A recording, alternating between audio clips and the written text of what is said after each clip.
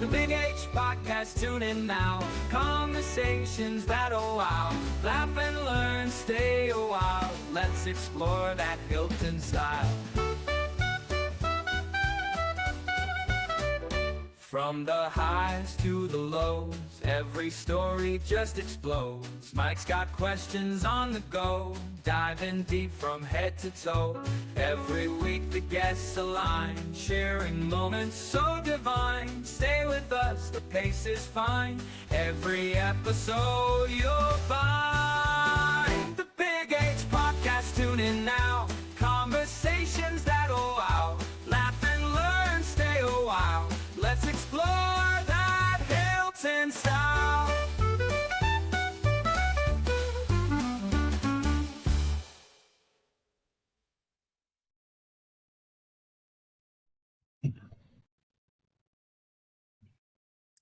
Good afternoon and welcome to the Big H Podcast. I have the pleasure of, beyond many things, the Vice President of DePasquale Construction, Jason Colline. And Jason, I remember you back during your playing days and your son's playing days. Yeah. It's great to have you along with us. Thank you so much for having me. Appreciate it. Those people that don't know him, you're going to get to know him over this next few minutes, hours, whenever it's going to take, because it's one unbelievable story of, and I'm going to, taking life's troubles into triumphs. And Jason, we're going to work back, probably starting with the worst of days for you, which were when you were diagnosed with colon cancer stage 4. So I'm going to leave it up to you and how you want to dictate the timeline and your feelings and what happened. Thank you. Well, first of all, thanks for having me. I appreciate it.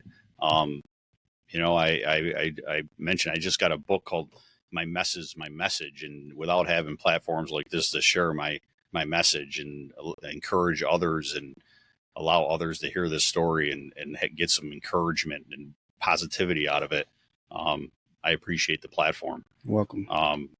So yeah, I was diagnosed with stage 4 cancer at 46 years old, and you know, now they lowered the age of having colonoscopies to 45. Younger and younger people are getting diagnosed. And I will tell you, I had no symptoms at all.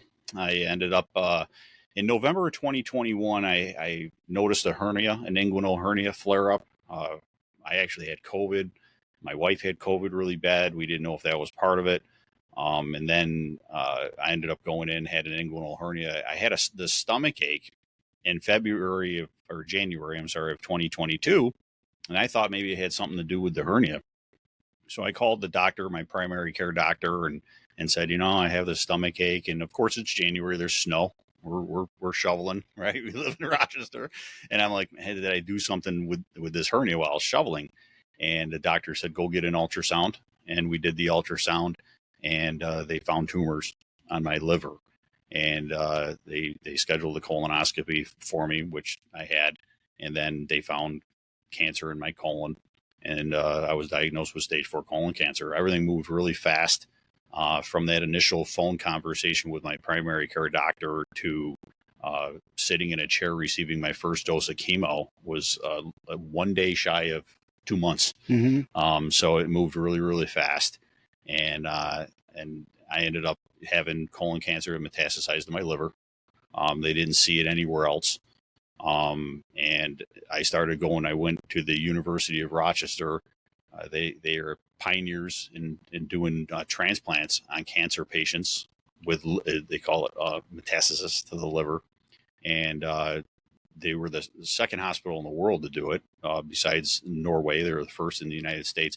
Right now in the United States, there's 27 centers that do it. And we're lucky U of R is one of them. And they perform more than any other hospital in the United States.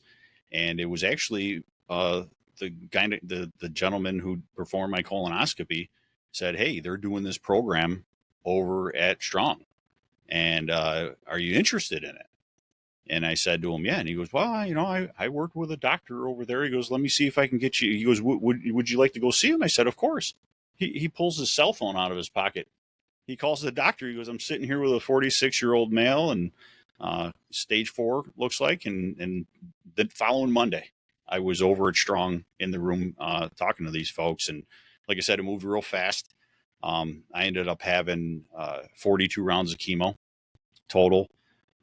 They did a colon resection on me in the fall of 2022, where they took out 25% of my colon, my appendix, and some lymph nodes.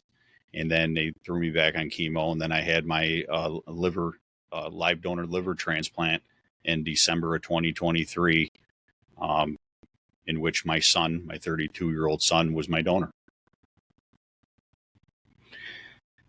When you received the news that you have stage 4 cancer, what was it like to receive that message? What was your state of mind? Well, of course, it was crazy. We sat with my wife, and I sat with the oncologist, and the oncologist said I was going to be on chemo for life. And my wife asked the question, what's life? And he said, well, the average person in his situation lives 24 to 28 months. And that wasn't good to hear. My wife broke down hard. That was, I actually, during that, when he said that, I was in shock, Mm-hmm. And I handed my wife a box of Kleenex and just told her everything was going to be okay. It wasn't until, you get home and you really get to process it where it was, it was tough, but then, you have to move on. I have a young daughter, and we wanted to limit the amount of exposure, or we did not want to change her life, what she had going on at all, and I knew that there was going to be a process here, and there still is a process. I'm still in the process, right, of going through the treatments, the surgeries, and control what I can control. At the end of the day, I can only control what I can control. I have to listen to the doctors. I have to do what they tell me to do. Even now, there are certain restrictions I have of food, things that I can't eat. But you have to listen to them, right? And you have to do what they say. They're the professionals, and I listen to them, and I do what's right. And I just really said, okay, if these are really going to be my dying days, and I have 24 to 28 months to live, I'm not going to crawl in a corner and die. We were at that time avid campers, camping all the time. I said, okay, I'm gonna be on chemo. I'm not gonna feel like dragging my camper around. So we went permanent for a couple of years. We just parked it somewhere and went out on the weekends camping. And I didn't want to set it up and tear it down and all those kind of things. So we just went permanent somewhere for a couple of years. We just kept living our life. I went to work every day. And as you mentioned earlier, I'm the vice president of a company. And so work to me is 10 to 14 hours a day. We're growing like crazy. We purchased a couple buildings and some property right before my diagnosis. We were getting ready to build a new headquarters. We're a Rochester top 100 fastest growing company. There's a lot of people there that depend on me. So I just kept working. Went through my chemo treatments, brought my laptop to chemo treatments with me, and just the only time I ever put an autoresponder on my work email was when I had my major surgeries, my colon resection and my liver transplant. Other than that, I just kept living my life just like normal. It was, like I said, if those were going to be my dying days, I just wasn't going to crawl in a corner and feel bad for myself. Mm-hmm. I mean, it's not going to get you anywhere. You know what I mean? That's not going to get you anywhere. You need to stay positive. And what I've learned, which we'll get to through other trials and tribulations in my life, is that when you do something like work, right, it keeps your mind off of what's really happening. Correct. Right. And if you sit home, that's all you're going to think about is how, okay, that's one more day that went by. It's one less day I have on this earth.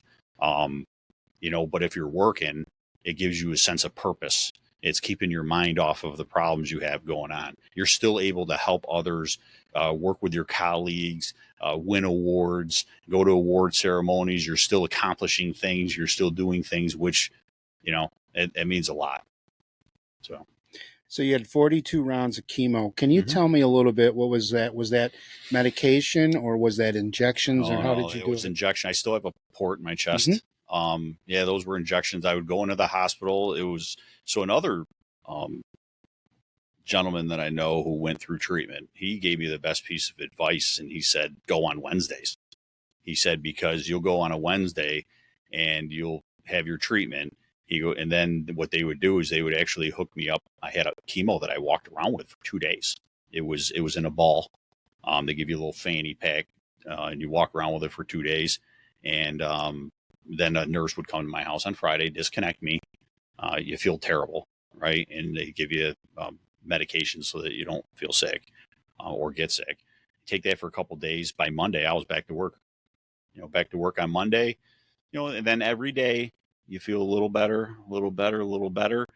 They were doing the treatments every other Wednesday, right? It's almost like they know, right? That, the day before your next treatment, you feel great. Yep. Well, you think you feel back to normal, but what I didn't find out until after I was off chemo for a while, that I really did. I thought I was feeling back to normal, but I really didn't feel normal. Like until I was off it for a few months, then you really start feeling normal. You would think that you're getting back to normal, and then they would just hit you with treatment again. And then you would just repeat every other week. But like I said, I didn't let it bother me. I remember the last day when my daughter got off the bus on the last day of school, I put on a hot dog suit, and I had the chemo ball on me in and under the hot dog suit. And the bus pulled up, I'm in a hot dog suit. You know what I mean? Like I said, you have to keep it going. You got to keep going. You know what I mean? You can't just lay in the house. I got a chemo ball hooked up to me. I'm going to just lay in the house.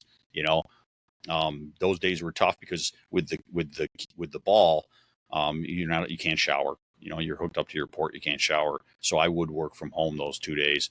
And I'm very appreciative of Chris and the company allowing me to do that. I actually set up an identical office in my house that I have at work. It's identical. It's the same desk, just a different color. It's espresso brown instead of modern walnut, but it's the same monitor, docking station, desk calendar. I mean, it's crazy. It's like I take my laptop from one spot to the other, except at home I have the dog, so it's a little nicer situation.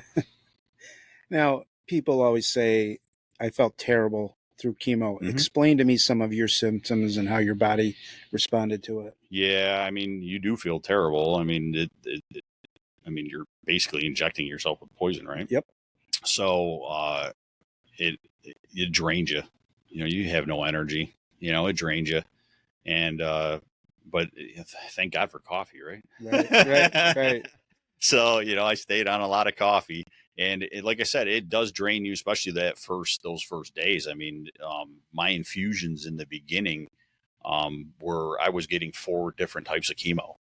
They hit me hard with it, where they would infuse you with oxyplatin, and then they that lasts for a couple hours, and then they hook you up to the next one, and I'd be in the chair there at Strong and Wilmot for 6 hours.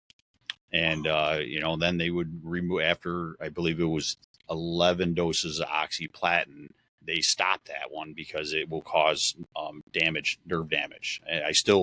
I've been off it since October 2022, and I still have numbness in my feet and in my toes, and causes numbness in your fingertips and your feet. But so they will get you off of that one. But then when they get you off of that one, now your chair time goes down to 4 hours, right? And then it just continues. Like I said, I mean, you feel real terrible in the beginning, and then every day you seem to get, you'll only take the pills to help you with the sickness for a couple days, and then after that you'll be tired. And then you'll have a little more energy, a little more every single day. Then all of a sudden that Tuesday comes before your next treatment. You're like, oh yeah, I got all my energy back. I feel good, and boom, you're in the chair for 4 more hours. Wednesday comes, and that's it. Plus having that ball is tough. I mean, it's tough to sleep with it. They don't make the cord long enough to hang it up anywhere or do anything. You can't roll over on it. So it's like you're on eggshells. Sure, you're trying to sleep. So it's like if I gave you an egg, the size of a baseball, and said, here, sleep with it. You don't want to roll over. You're afraid you're going to roll over on it, or, so you don't sleep very well either. So you also mentioned you had a port. Explain to the viewers what a port is, how it's installed. Yeah. So chemotherapy, if they give it to you via normal IV in your vein, like just put it in your arm, will collapse your veins. So the port was a surgery, and they knock you out in anesthesia, and the port is basically, it's probably about the size of a quarter. It's right here in my chest. It's under my skin, and it has a rubber hose that is connected to it, and the hose comes up here and it goes into the main artery in my neck. and that allows them to hook the chemo up right here to the port, and then it goes, of course, pokes through my skin, and then it'll pump the chemo into the main artery under my neck. So stops your veins from collapsing. Then you also talked about a colon resection. Mm-hmm. Talk to me a little bit more about the details of what they did when they did that. Yeah, so they did that one actually laparoscopic. So I had 5 really small incisions where they went in and did the operation, but then they had a major incision right through the center of my belly button. And your colon, I always kind of explain it to folks, is more shaped like a U, and your left side is what goes down to your rectum, and then it goes up and over and down, and then your intestines will connect to it. I was lucky that the right side of it is where my tumor was. So it wasn't on the left side, because if it was on the left side where it goes down to your rectum, if they have to remove that, that's where you'll see folks are on a colostomy bag, things like that. I was lucky that it wasn't on the left, so I never needed a colostomy bag. And instead of your intestine connecting at the bottom of it now, say it was shaped like a U, what they did is they just removed my intestine and then connected it to the top. So that right descending piece that goes down is gone. Okay. It's 25% roughly of my colon. How long is the colon? You know, that's a good question. Oh, That's a good question. You stumped me. Well, you don't want to know. I asked the doctor that one time, and I said, "Well, how much did you take out?" You know, and he just used percentage. Yeah, they said 25%. Okay. You know, and she did tell me, she goes, it was about like that much. You know? So that times like that much. Can you say your doctor's name? Your surgeon? Yeah, it's Dr. Temple was the surgeon who did that. My colon rectal surgeon. Okay. Yep.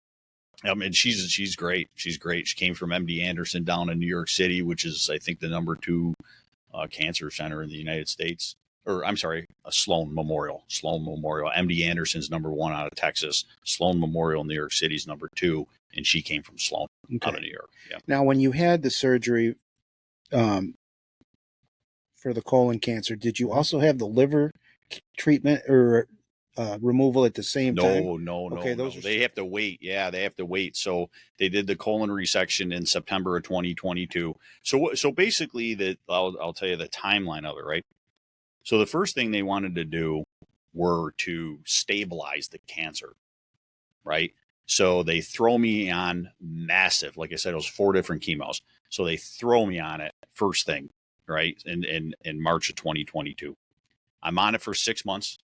Then they take me off it for 3 weeks, do the colon resection. I stay off it for another 3 weeks. So now I'm off of it for 6 weeks total, because they want you off it for 3 weeks prior to the surgery and 3 weeks after the surgery to allow your body to heal and recover. Also, the one chemo that I was on, the oxyplatin that causes the tingling in your feet, delays the healing process. So it won't allow your body to heal, right? And so they want to take you off of that so that your body can heal. So they put me on chemo for a solid 6 months, 12 rounds.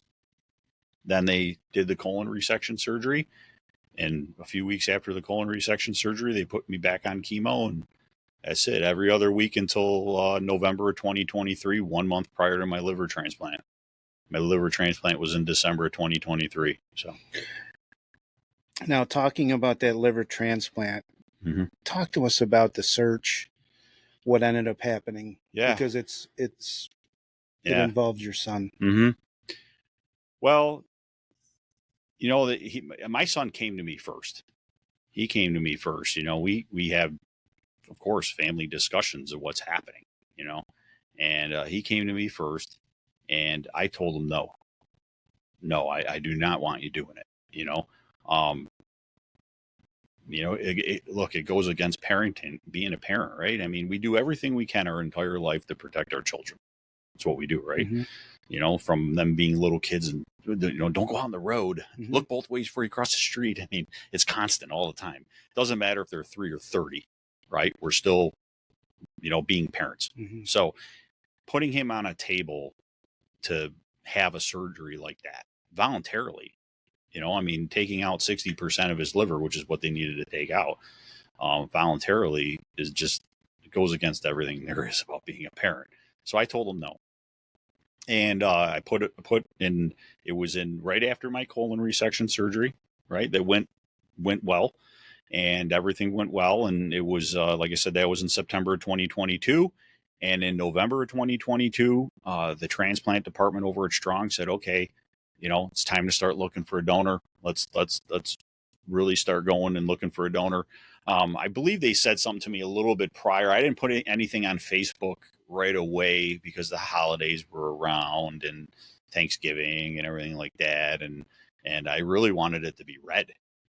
I didn't want it to just be on someone's timeline that was going to get passed by because they're seeing, turkey pictures and everything about Thanksgiving going on, So I waited and put it on Facebook that I was looking for a donor and that I needed a live donor. The reason why, I'll pause for a second, that you need a live donor is because the liver functions. It works, right? It just has cancer tumors on it. So liver deceased or cadaver donors, what they call it, cadaver donors go to folks where their livers are failing. I mean, they're in a hospital right now, and if they don't get a liver within hours, they're going to pass away. So deceased donors, that's the cadaver donors, go to those folks. They don't. They have what's called a MELD score, which allows you to see how high you are on those donors. I was so far down the list. Cancer patients that have cancer in their liver are so far down that list, they'll never get one. Okay. Right? You have to find your own. So finding a live donor, the liver is the one organ in our body that regenerates, right? So it's not like with a kidney where you have two and you give away one. Your liver has two lobes, a right and a left lobe, so they can cut off one side of it and it will regenerate and grow back. So that's exactly what I was looking for. Someone who would give up 60% of their liver to me. It regenerates. Regenerated, I ended up with 60%. The donor will keep 40. With me, it regenerated in me in 4 to 6 weeks, and the donor 6 to 8 weeks. So it's a little bit longer because they only have 40%. But going back to my Facebook post, I put it on Facebook in November of 2022. Had 2,300 people share the post, which was just crazy. And folks started going in to be a donor for me. One of the unique evaluation process, we'll call it, that's kind of unique with it, is that our insurances will not cover the evaluation of like multiple candidates at one time. I'll explain the process of that a little bit. So, of course, people go in. There's a height and weight thing, right? So you have to be with me. Women tend to have a little bit smaller livers. So if you were a woman, you had to be 5'8", 5'9". If you were a man, 5'7" or above. And then you have to be in good health, right? So the first thing they would do is they would talk to the candidate and do like a phone screening with the potential donor, and really say, do you know what you're getting yourself into here, right? This is what's going on. So the hospital team would have a good conversation with the potential donor, and then they would end up, if their height and weight was sufficient, they would send them in for blood work evaluation. And the blood work, of course, you have to be the same type, right? So they would have to be a similar type as me. And then they would look at their blood work to see if they have high cholesterol, maybe anything that's showing up inside their blood work. Once they got through that, they have the correct height and weight and blood type and things like that, criteria, then they would send that person through a series of tests where they would have CT scans. They would have a pulmonary test, echocardiogram.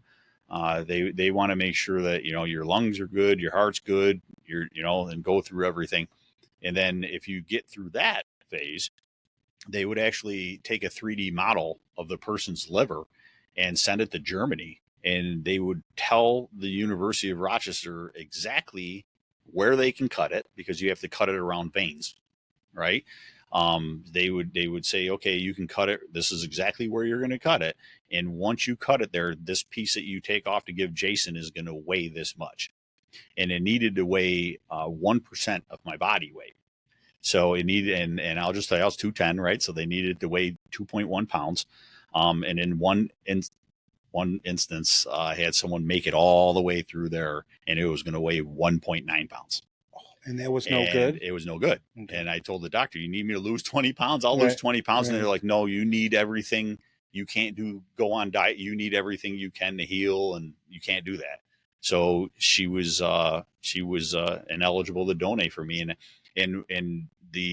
So since they're doing all those CT scans, pulmonary tests, echocardiograms, sending imaging to, Germany, they're not going to take, say I had 10 people call to be my donor. They're not going to do all 10 at one time, right? Because it's expensive, and our insurance company is not going to cover that. Now, is it your company that pays for it? My insurance company pays for the whole thing. Yeah, exactly. So what they would do is, I always tell people, like, this is the easiest way I can explain it. It's like waiting in line at the deli. Okay. Pull a number, right? The first person that calls, the first person that starts getting evaluated, once they find something wrong with that person, they call the next number. Okay. And that's really what happened. And I had a lot of folks that went in for me or called to be a donor, and they're like, I called them like 3 months ago and they never called me back. I'm like, yeah, it's because they're still evaluating other candidates, and that was a time consuming thing. And when you talk about people being advocates for themselves, I put some pressure on the hospital system about, probably August of 2023. I said, I've had all these people call in. They actually told me, very humbling experience, that I had more people call in to attempt to be my donor than anyone in the history of their program. Wow. And that right there was just like very humbling experience. I mean, I know some people, my friend's brother, my neighbor 2 houses down, I know a lot of people who did it. And some folks went in and they found high cholesterol, and now they're on cholesterol medication. Even some folks went in and they might have saw something on their liver, like a cyst, and said, do you drink alcohol? And they're like, yeah. They're like, well, you better slow down. You better slow down, and if you're serious about this, stop drinking, come back in 8 weeks. We'll scan you and try it again. Like I said, it was around August of 2023. After that post was out there, like I said, I put that out there in November of 2022. It was around August when my son came to me and he said, "Dad, all these people that are going in for you are old, and they're your friends, and you're 50, pushing 50, and they're all 45, 50. Of course they're going to find something wrong with them." At that time he was 30, and he's like, "I'm young, our blood type matches, I'm in good physical shape, and the deal with the transplant is that if it spreads anywhere else other than my liver," because now they took the primary tumor out of my colon, so the only place I had cancer at that time was my liver. If it spread anywhere else, the transplant's off. Because what they don't want is, they don't want to give me a fresh liver and then have the cancer spread from my lung to this fresh liver. Now, I'm going to end up passing away anyways, and now you put the donor at risk, right? So if there was cancer anywhere else, it was off. Even to the point, the day of surgery, they sedated me and opened me up and looked to see if there was cancer anywhere adjacent to my liver. And if there was, then it didn't. They didn't even sedate Justin until after they checked me. Like, they checked me and then they said, "Okay, he's clear. Sedate him. Let's move forward." They called my wife about 3 hours after everything happened and said, "We didn't find anything. The surgery's a go." And so they want to make sure that there's no cancer anywhere else, or else that transplant is off. So, like I said, I told Justin, I said, it's on my Facebook page, and here's the link. And if you want to call him and go through it, then call him and go through it. And he was right. He was right. He went through it with flying colors. He's healthy. And he ended up being my match. My son ended up being my match, which, it was amazing. How long did it take him to go through the process when he said, "All right, I'm going to go through and I'm going to react to the link"? It's the same as anyone else. A couple months. Couple months. Yep. Couple months. They had to put him through all the same tests. It doesn't matter. They really, really, really have look at, no one's life is more important, right? Like the sick patient, which was me, doesn't mean my life is more important than the donor, right? We're all equally important. So if there's anything at all that's going to put either one of us at risk, they just move on. That's why they take such a long time. They really run the donors through the ringer, to make sure that they're in good physical shape and they can handle this operation, and that they're not going to put them at harm's way. You know what I mean? So I felt good at that, but then still, it's a new thing, right? They've done 26 to date, and of colon cancer patients where it spread to their liver. They've done 26 of those. They've done a lot of liver transplants. Just with the cancer patients, it's new, and it actually started, like I said, over in Norway. And the reason why it started over in Norway is they had more cadaver donors than recipients. So it's backwards. Like here in the United States, geez, every time you renew your license, right, they ask you if you want to be an organ donor. Sure. Because there's a lot of people right now that are waiting for an organ, that are going to pass away waiting for one. I will tell you that the doctor told me that right now there's around 280 people that they're working with at Strong that are in the same situation as me. And unfortunately, around 20 of them will have the transplant. The other 260 will pass away waiting, or it'll spread to another organ, and then the transplant would just be off. So, yeah, there's a need for donors. And over in Norway, they had more donors than people who needed them. So they had all these extra organs, and they're like, well, okay, let's start giving them the cancer patients. And they had success. And that's what happened. The rest of the medical world saw that success and said, well, wait a minute. How can we do that over here in the United States? And it's still being vetted out, right? I was the 19th one ever at Strong. And at that time, I believe the doctor told me I was around the 60th or 70th in the United States. So this is still new. It's still new. They've only been doing them here at Strong for 5 years. So. How old was Justin when you found out you had colon cancer? He was 29. And what was it like delivering that message to him? It was equally as tough delivering the message to him as it was to my daughter. Mm-hmm.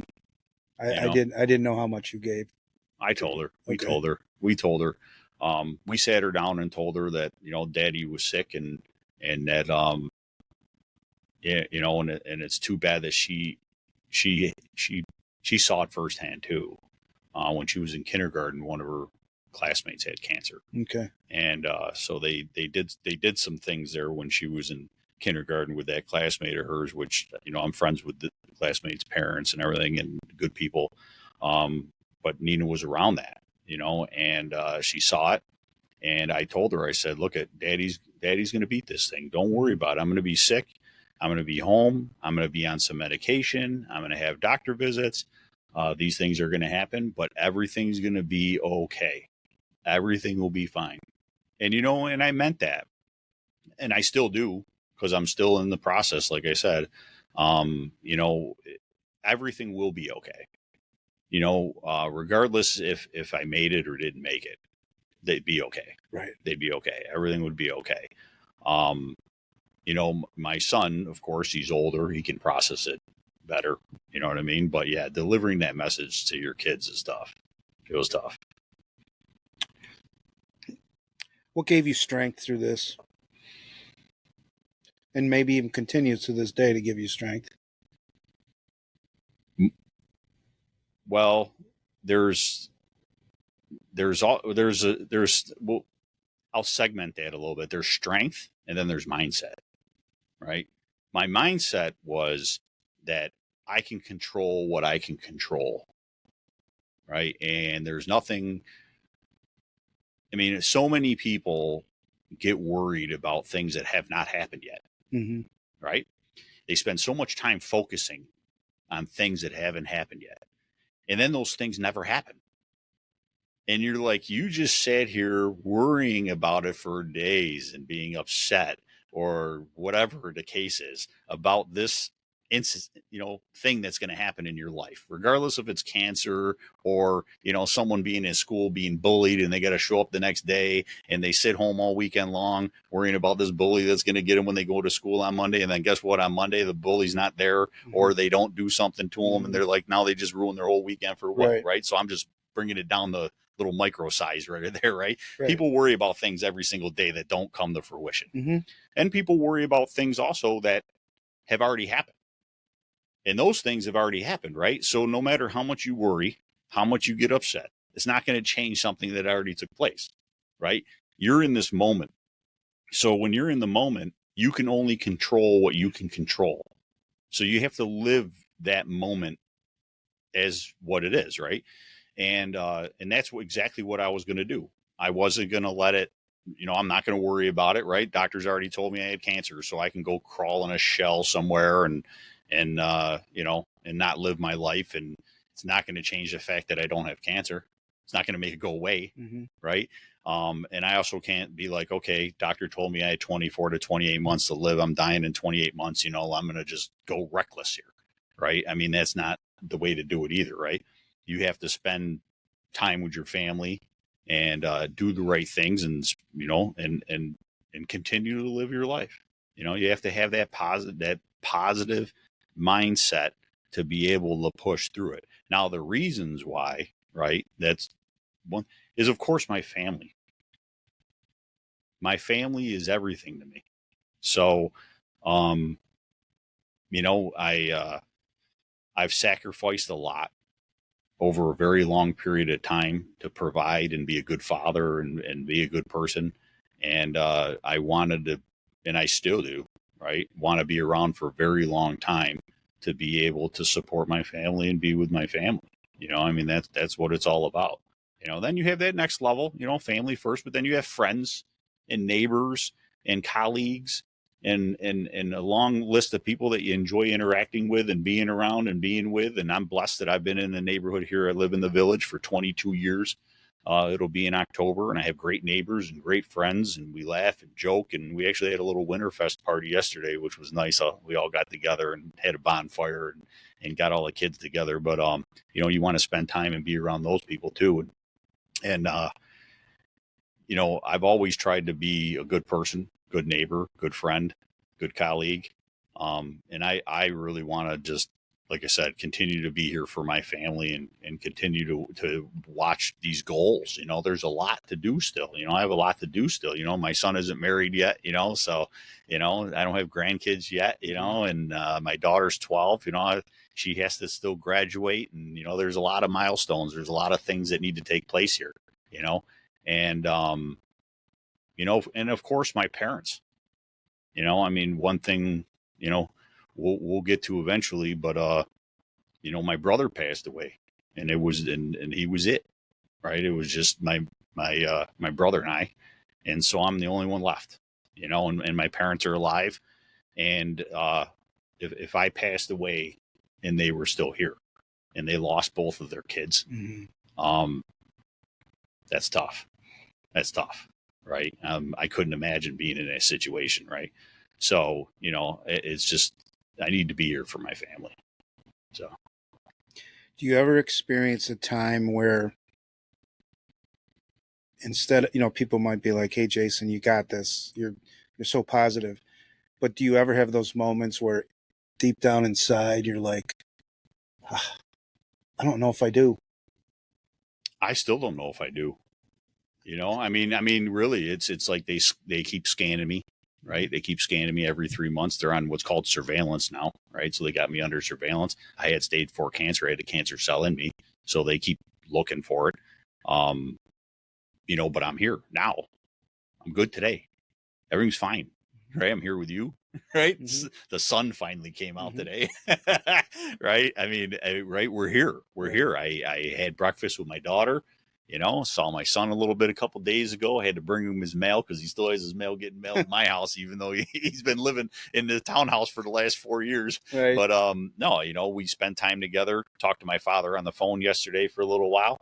You know, I mean, that's it, right? It's today, right? So I'm just worried about today. It's it. You know, I'll worry about tomorrow when tomorrow comes.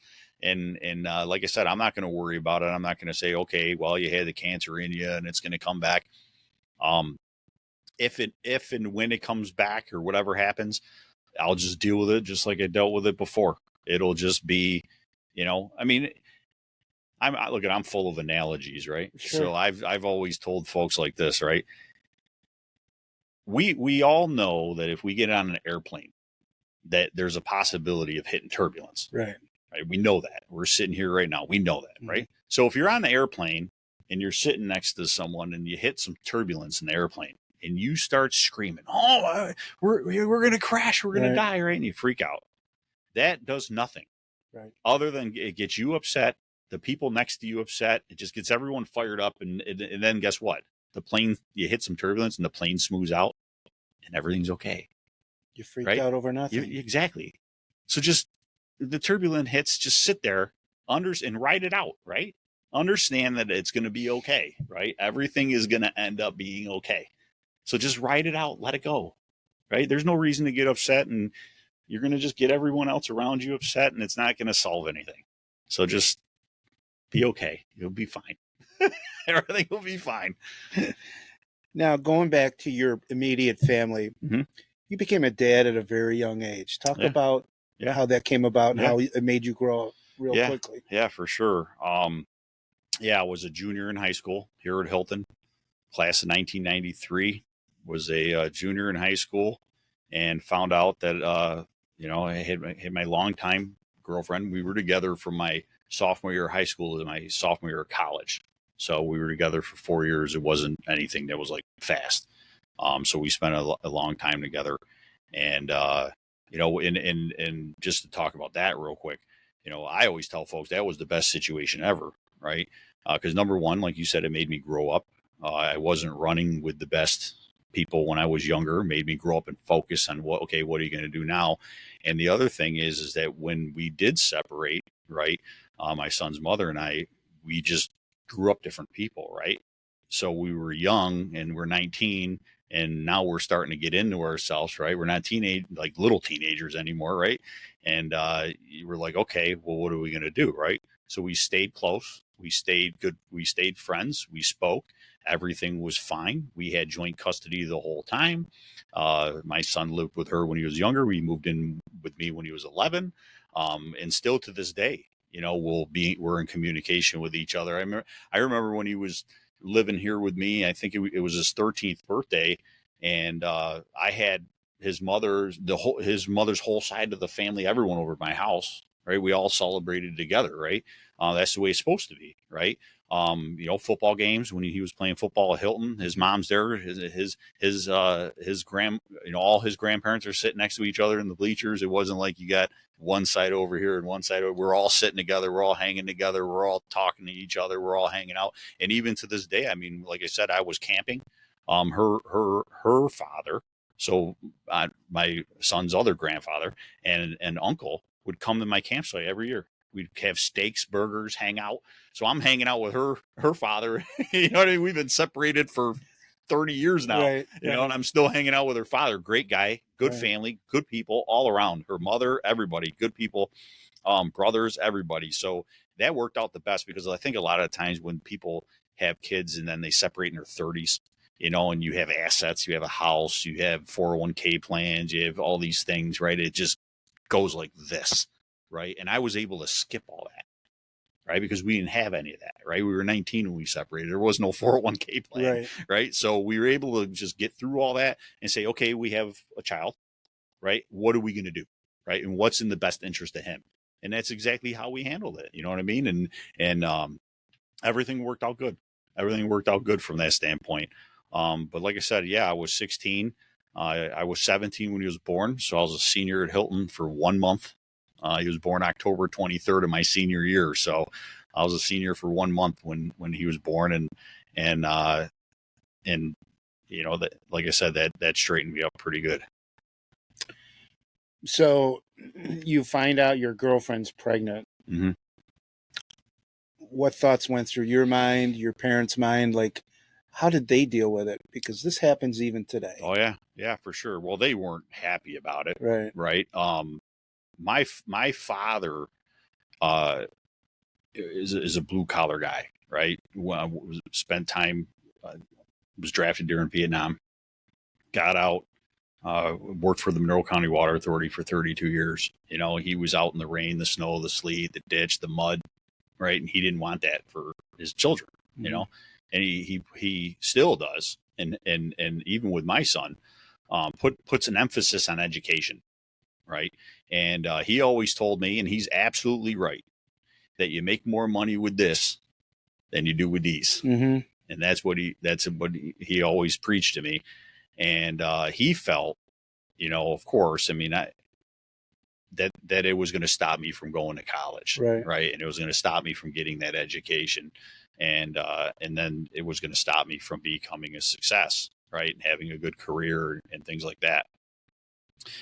There's a lot of people now, and I think that, you know, even nowadays, there are a lot of people talking about, you know, college, in you know, look at, you can't have a doctor who doesn't go to college, right? The guy who saved my life, right? You better have an education, right? But you know, I went and said to myself, okay, I mean, and really, it's pretty much this simple, you know. And when you're 16, your thought process is like, I always explain it, and this is really true, and I think a lot of people don't realize it. And when my son was a teenager, I actually explained this to him. So I've been saying this for over 20 years.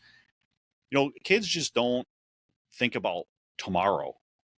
And the older we get as people, we think farther and farther ahead. Correct. Right. And it's just in our nature. Right. So what I'm saying is that, you know, when you're 16, you're like in the moment, right? You're like, all right, you know, what's going on today?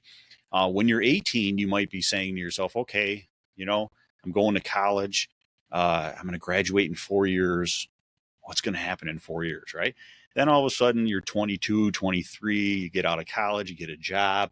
Now you start saying to yourself, all right, you know, am I going to be married when I'm 30?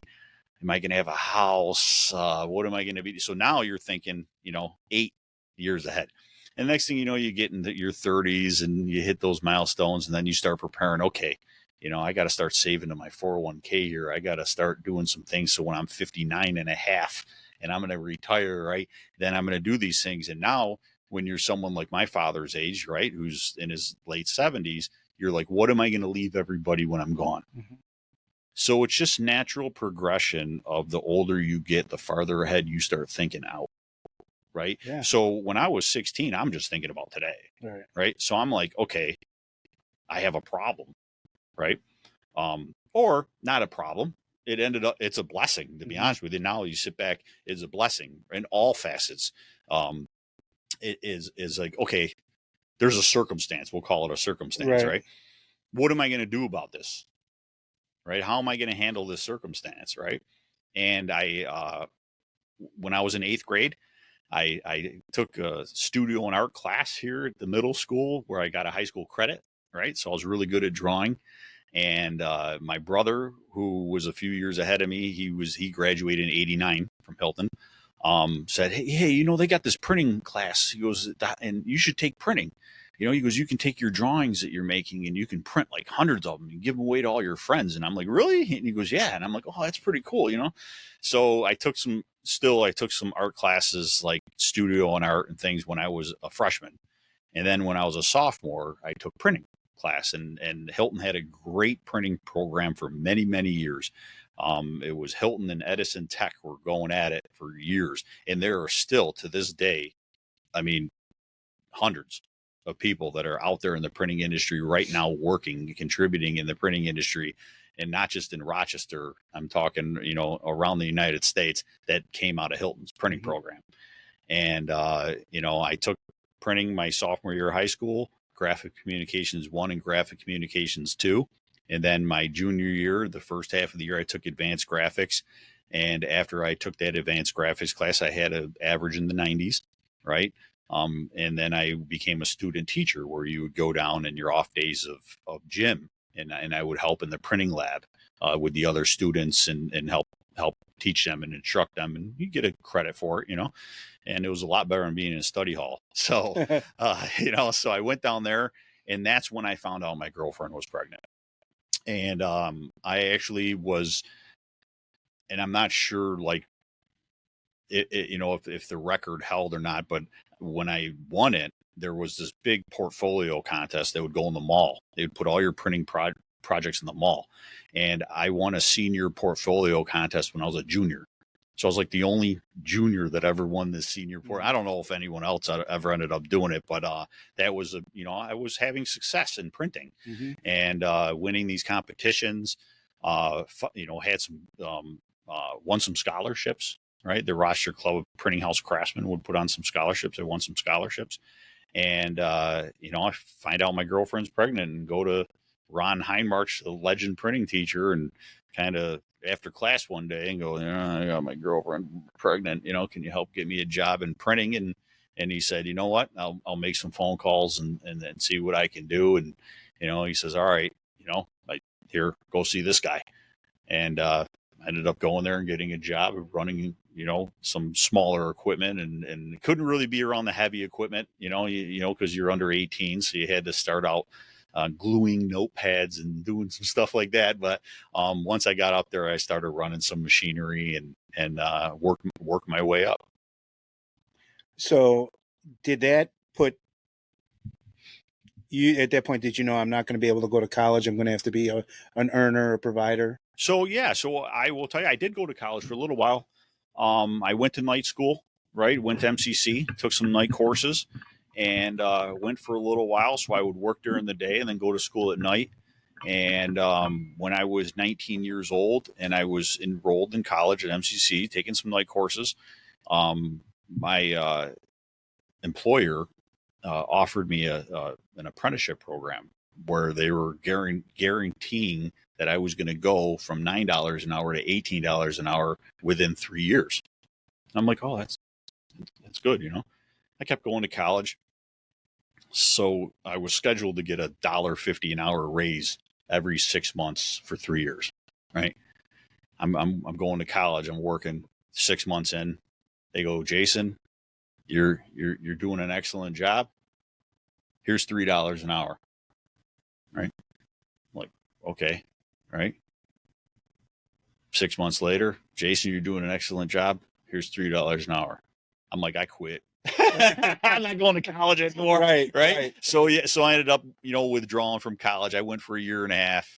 So I have a few credits in there, no degree. Quit. They ended up turning me into a second shift supervisor. Then I became, when I was 22 years old, I became the day shift production manager. Then at 26, I became the the VP of operations, plant manager. And then in 2010, I became the vice president. Same company. I was there 20 years, worked my way up through the company, through the ranks, and just did whatever it took, and I'm still that guy. I do whatever it takes. It doesn't matter, what title you give me. Now I'm the vice president of a company, and I think I'll changing the paper towel in the bathroom on Friday. So, right. It doesn't matter to me. And I've always had that attitude, to do whatever it takes to get it done. And that's what I did. I've been very good, I think, over time of compartmentalizing my employment from my personal life. And I always use sports, team sports in particular. I mean, there's good. The guy wrestled too for 6 years, and when you're out there on the wrestling mat and you get your butt kicked, there's no one else to blame but you. So, right. There's right. things that, have in individual sports too, but especially team sports in the business environment and the work environment, it's crazy how similar they are to each other. And what I've always done is that, and you'll know this from your years of coaching, right? When you're standing on the sidelines coaching a game, are people calling you on your phone? Like, are they, no, you're focused on coaching, right? Mm-hmm. So when I get out of my car, and I've always been this way, and I go into work, that's my field. Either I'm at practice or I'm at a game. That's what I'm doing, right? You don't call me unless it's an emergency, right? I don't pay attention to the news. I don't pay attention to anything. I'm at practice, like, or in a game, right? I mean, how do you know what's going on in the? You should only be focused on what's happening inside those lines, right on the field. That's all you should be focused on. You shouldn't be focused on anything else. It's crazy. Like, I'll even to this day with all the technology we have, right? I'll come home from work and my wife's like, "Hey, did you hear this actor passed away?" I'm like, "No." She goes, "What, do you live under a rock?" I'm like, "No, I'm at work. Like, what do you mean?" Like, right? Because I've compartmentalized and focused on what I'm doing. And I've always been that way. Like, I feel like when I get out of my car, okay, and I go into that building to work, it's work. Just like practice, right? It's work. And that's what I'm there to do. And since I'm focused on it and I'm driven like that, and I do what I need to do when I'm at work, I think that's what the management team and the people that have been around me over the course of 30 years now have seen that. And I've been rewarded because of that, because they know that you're focused and you're driven and you want the team to become better. You want the people around you to be better. You're willing to help anybody on the team for the success of the team. You're willing to do whatever it takes for the team, and you put the team first, and even now in the level that I'm at, I say it all the time that every decision that I make is for the overall well-being of the team, not any one individual, including myself. And you just can't make decisions like that, right? So I think being able to say, okay, I'm 16, right? And now Mr. Heinmarsh helped get me a job in the printing industry. Now I'm going to go to work. I'm going to focus on my job. I'm going to focus on what I'm doing. If whatever they tell me to do, I'm going to do. If they ask me to stay late, I'm going to stay late. They ask me to work the weekend, I'm working the weekend. If they ask me to go shovel the sidewalk, I'm shoveling the sidewalk, and I'm going to do the best job at anything they ask me to do, period. I'm going to have pride in my work, right? I'm going to show up early, because you show up early, you're on time. You show up on time, you're late, right? That's the saying, right? So you got to show up a little bit early, do what you need to do, be ready to go, ready to focus. And I've also been one where I have a set time to go in. I do not have a set time to leave. Right. So if I have to be there at 8 a.m, I'm there at 8 a.m. I will come home when the job's done. And regardless if I was an hourly employee or a salaried employee, I would be, maybe when I was hourly and I was in my younger years, I would go to my supervisor and go, okay, I'm in the middle of this. Do you want me to stop and finish tomorrow, or do you want me to stay and finish it today? And whatever they told me to do, I did. Right. And if I had to stay for 2 more hours to get this task done, then I would just pick up the phone and say, all right, I'm going to be a little bit late, a couple hours late. I'll see you later, and let everybody know I'm going to be late, home late from work. And that's it. Like my wife now, she knows, like, she doesn't even bother or try to call me before 6. Right. I mean, she knows I'm going to roll in late, that's just the way it is. But, but I do make it, I will tell you, I make it a point now where I roll in a little bit later in the morning. I put our daughter on the bus and I wave to her when she gets on the bus, because I just got done telling her the other day that I only have about, I think, 12 more weeks of doing that. Right. It's over, because she's going into the middle school, and I live right behind the middle school. So she's going to have to walk. Which she's not going to walk. My wife's going to take her every day. I know it already. Right. I might roll up I told her I was going to bring her to school in our golf cart. I have a golf cart with the hot dog suit on. Right. But, yeah. So, but that's it, then she's going to, so she won't be taking the bus to middle school, and then she's going to be going to high school, and Dad isn't going to be able to put her on the bus anymore. So I got about 12 more weeks of putting my daughter on the bus and waving goodbye to her and telling her I love her, and telling her I tell her every day, have the best day ever. Right. That's what I say to her before I kiss her. I said, I hope you have the best day ever. And she gets on the bus. So, I only got a little bit left of that. So, right. Yeah. Cherish them. Yeah, for sure. You talked about compartmentalization, and when you're at work, you're at work. Yeah.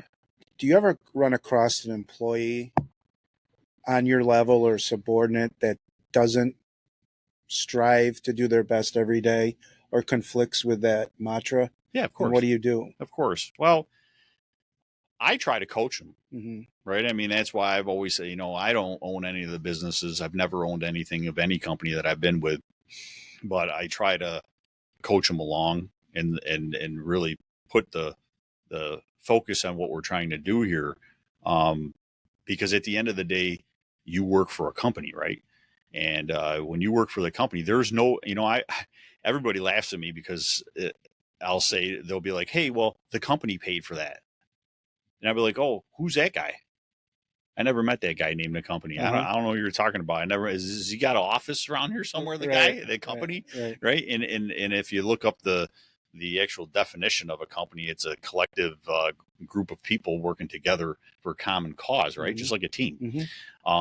So I just try to have conversations with folks that maybe don't do that, because nothing's going to be given to you, right? Like, if you want to go to the next level, right, then it's not going to be given to you. But you have to also understand that not everyone wants to go to that level, right?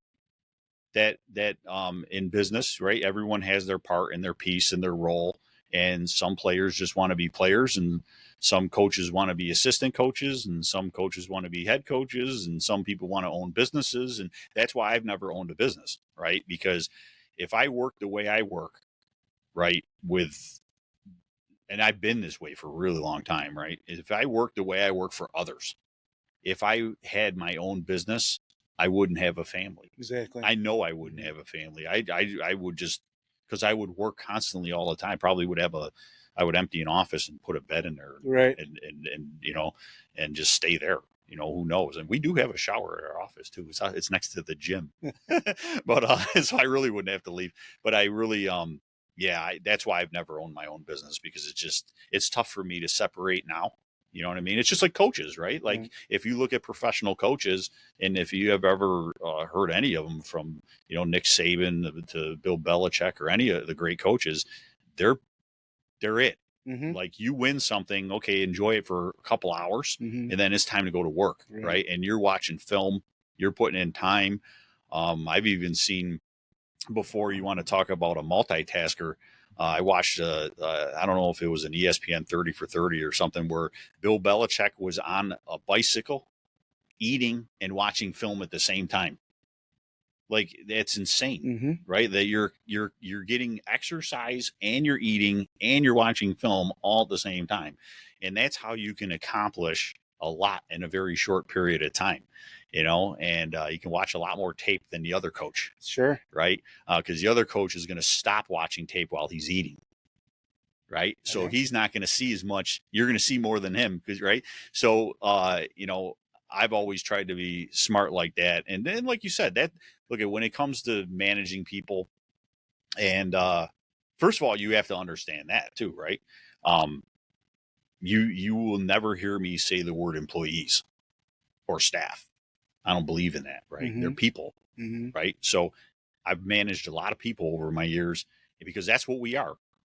We're just, doesn't matter. I mean, so you just have to give suggestions, right? And you say what you can say. And if they want to conform, they conform. And if not, it's not it. But then if they also, like I said, jeopardize the well-being of the team, right, then that's when you have to, deal with that, because we can't let someone who's weak or not focused or driven or trying to harm the company. Because when you harm the company, right, you're harming that collective group, right? You're harming everybody. You're not just harming yourself, you're harming the rest of us.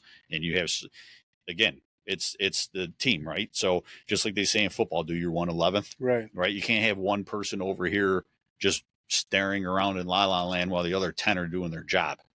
Right. If that's the case, you got to tell the one person who's just standing there not doing their job, you got to say, hey, do your job, or you're on the bench. Right. Then if they don't want to do it after that, you're off the team. Right. So you got to do what you have to do to get that person to conform to do their 111th. So, and you're never going to become a captain of the team. You're never going to become a higher level person unless you put in that extra effort, that extra, and let everyone see that. Right. Talking about the team or the company, you're the vice president of Deep Pasquale Construction. I watched a video, I think it was Good Day Rochester that you're on. Very good video, about 5 minutes long. Talk a little bit about your job responsibilities and some of the projects Yeah. You're So we're a general contractor here in Rochester. DCI is the logo that you see on everything. We are a 100% commercial construction company. Rochester Business Journal, we've been ranked in the top 25 commercial builder going back years now, 8 or 9 years.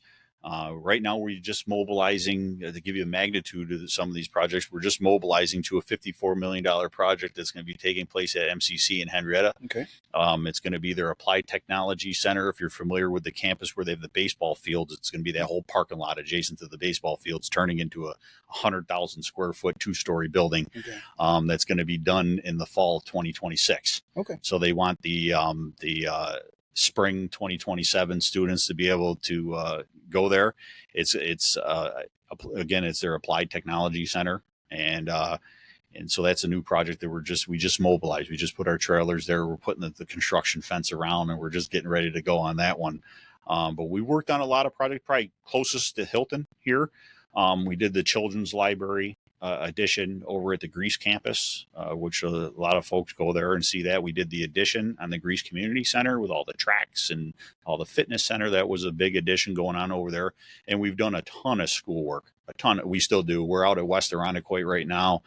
We're at Gates Chili schools right now. We've done work at Canandaigua schools, I think 5 different Greece schools. So, and we've done some private work as well. We built a car wash for someone out in Henrietta. We built a building in Canal Ponds Business Park for Clear Choice Hearing and Balance recently. So we just finished that one. So the majority of our work is our public works projects, but then we do some private work as well. So. Did I also hear you were building a place for your business? Yeah, we did. Yeah, We did. and then you were making one whole floor with like Yeah. a gym. Yeah. Tell us about that. So talk about that. So I'll correlate that with what I've been saying really the whole time. So in August of 2021, we closed on an existing building and a couple acres of land in the Canal Ponds Business Park to be able to put up our own building, right? Because we're a builder. That's what we do, right? So we wanted to build a showpiece where our clients can come in, and as soon as you get off of the elevator, you can see what we did, what we do, right? We left the ceilings open and exposed so that you can see the ductwork and the electrical conduit and all of those things, so you can really see the construction. And we bought that, like I said, in August of 2021. Well, January 2022, I find out I have stage 4 cancer. So I couldn't let my sickness too hinder the growth of the business, right? So some people might say, well, you're crazy, you're working through chemotherapy, and the doctors tell you have 24 months to live, 28 months, and you're not, you're working 10 hours a day, you're not spending time with your family, and you're gonna, if these are your dying days, you're spending it at work. Mm-hmm. Well, I had 2 choices: either step down, right, and just say I'm going home, right, I'm not working anymore, or work through it and push through it, right? And that's what I decided to do. We were growing like crazy. Since we're in a different situation, the building's up now. We moved in October 2023, right? So 2 months before my transplant, we moved in the building, and now we have the building itself has allowed us, because now we have 11,000 square feet of office space on the 2nd floor. And then on the 3rd floor, we have a 3,000 square foot training center. We're pushing 70 employees right now. That's my next question. question. So we needed a spot where, a lot of our guys are out on the job sites, right? So they're separated all over the place.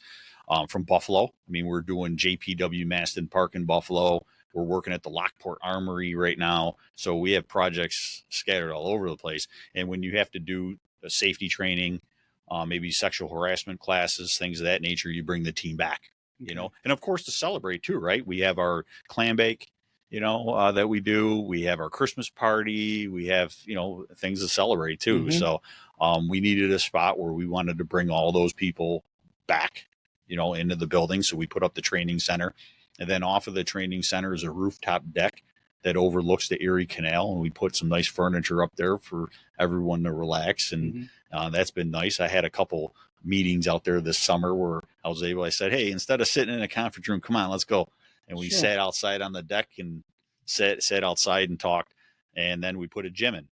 So we have a small gym, nothing crazy, something you'd find at a hotel, with a bathroom adjacent to it that has a shower and everything in it. So if you want to come in early in the morning and work out and take a shower and go to work. And so we believe in the health and wellness of the people and the training and the development of the people and having that good work environment, especially in today's day and age, right? If you're going to have folks report to an office and not work from home, better make it a good one.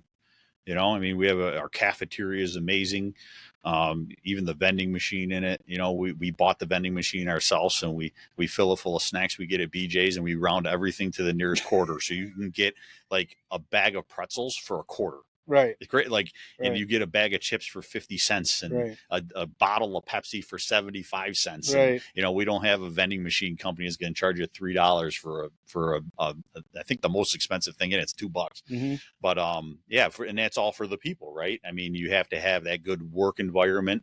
It's modern. We have a large conference room where we can get our leadership team together and have meetings where we have a nice conference room, fits about 16 people in it. And we have a smaller conference room that's a little quaint where, you can fit 10 people in it and have the bankers in there or your CPA or someone like that.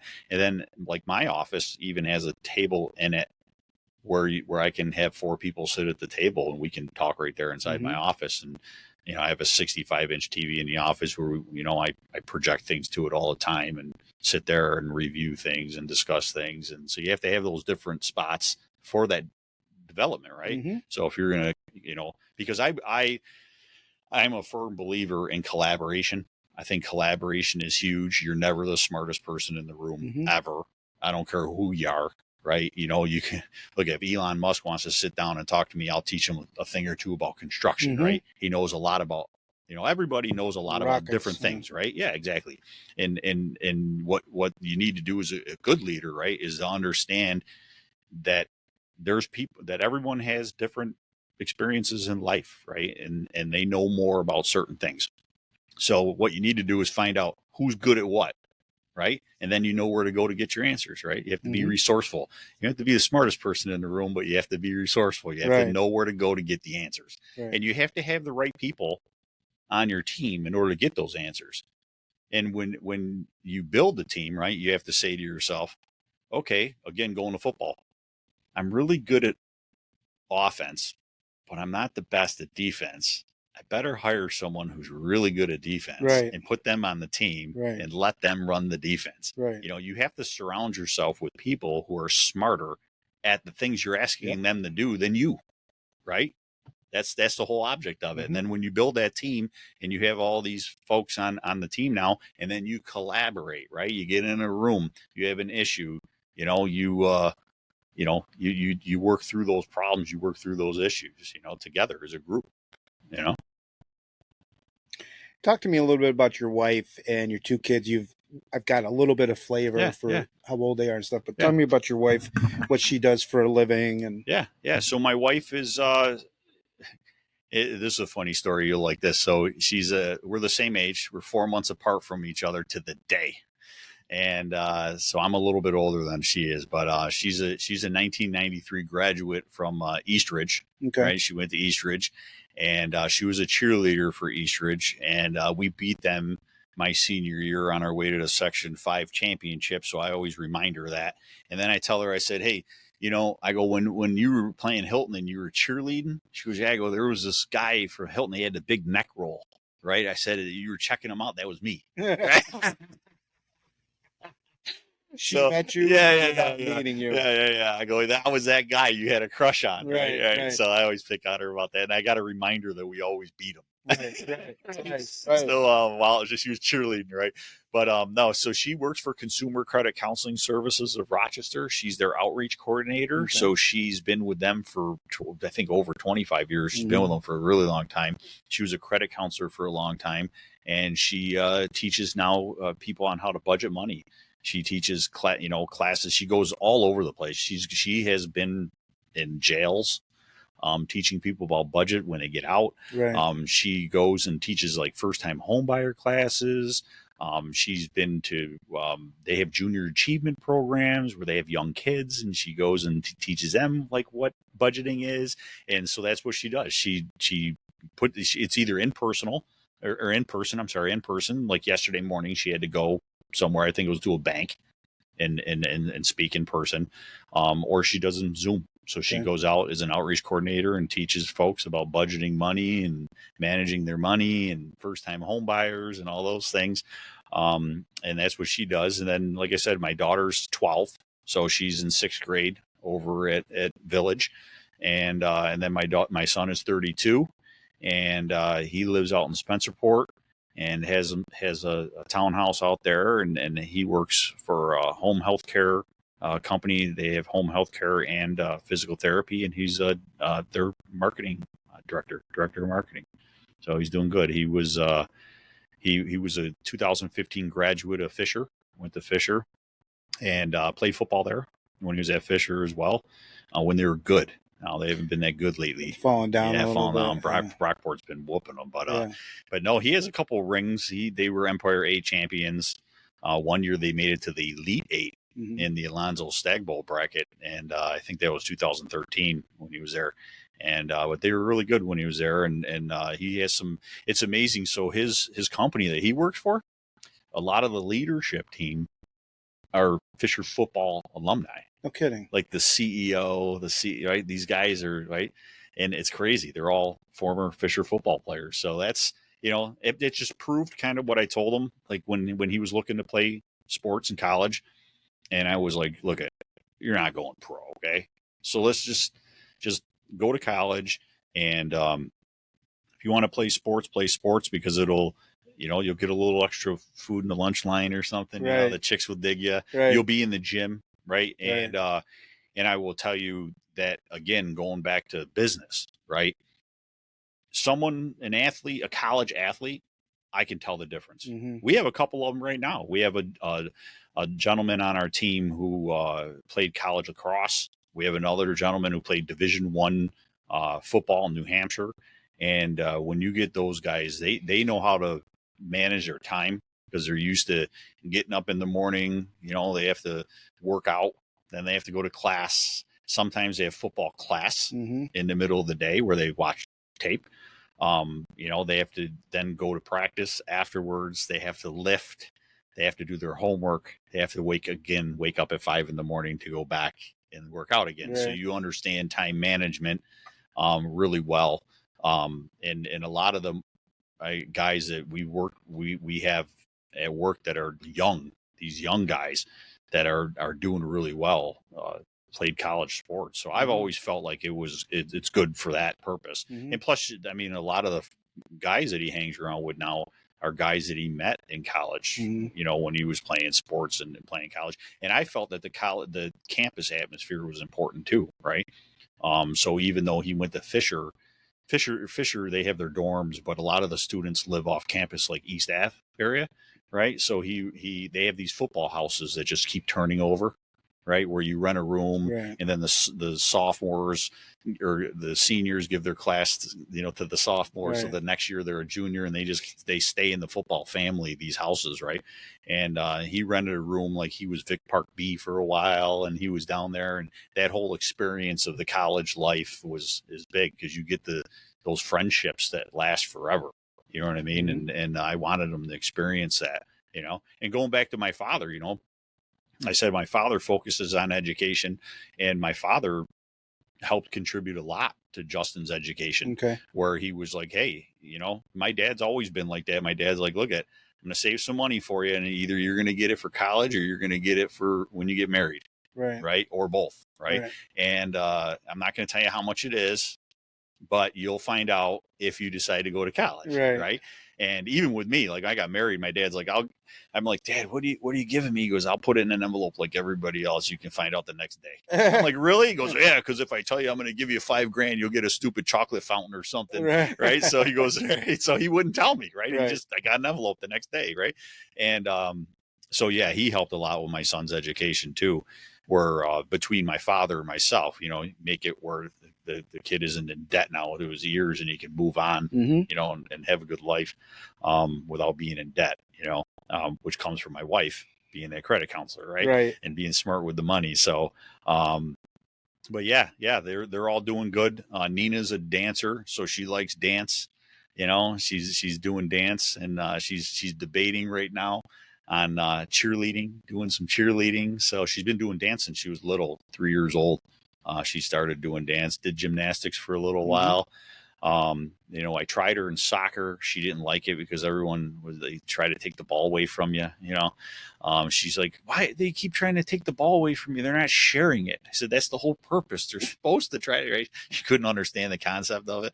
But yeah, she's great. You know, she's great. She's like I said, she's 12. So I know I'm counting down the days here before she really grows up. She still has some of that youth in her and innocence of youth and riding her bike around the neighborhood and stuff like that. And, you know, so I'm cherishing those moments as long as I can, you know.